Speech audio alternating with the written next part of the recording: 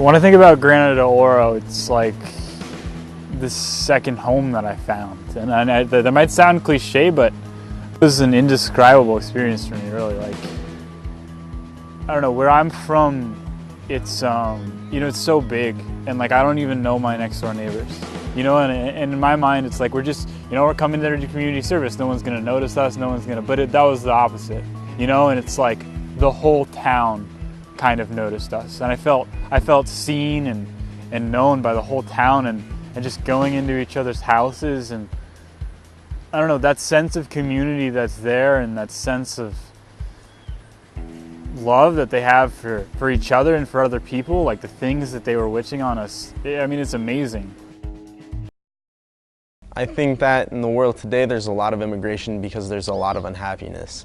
A lot of people unfulfilled in their lives, or put in situations where it's not healthy or even feasible for them to live in their current situation. And they're left with only one option: to move. So the world is in a crisis right now, with Mexicans immigrating into the US, with Syrians immigrating into Greece, with Middle Easterners immigrating into Europe.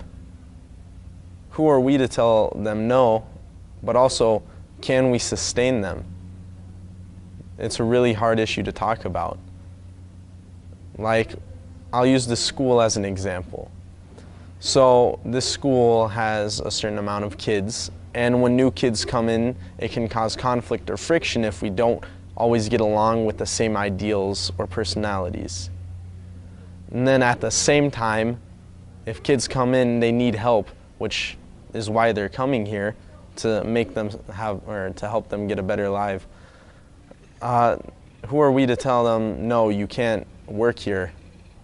So it's all about finding balance with each other.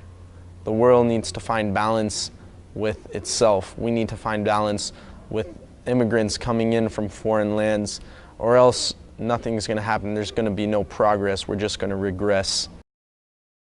Being in a different place has also sort of affirmed for me the truth that there really is no one right way of living, and that the way that I was living and functioning, you know, in the States is not necessarily the way it has to be or should be.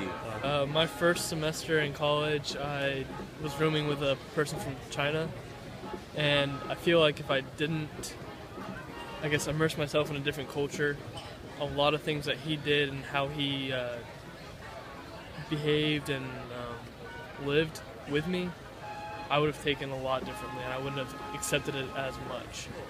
So just, I think what it really did to me was just understand that my way is not always the way. Because a lot of the time you hear on the news, things are happening someplace in the world, and you just go, why would that ever make sense? And when you get in the, get your head wrapped around the idea that people's minds work differently different places, things start to make a little bit more sense, and the world starts to make more sense. Even if the idea still doesn't make sense to you, you have a better idea that people think differently, and you have a better acceptance of people and ideas that way. Yeah.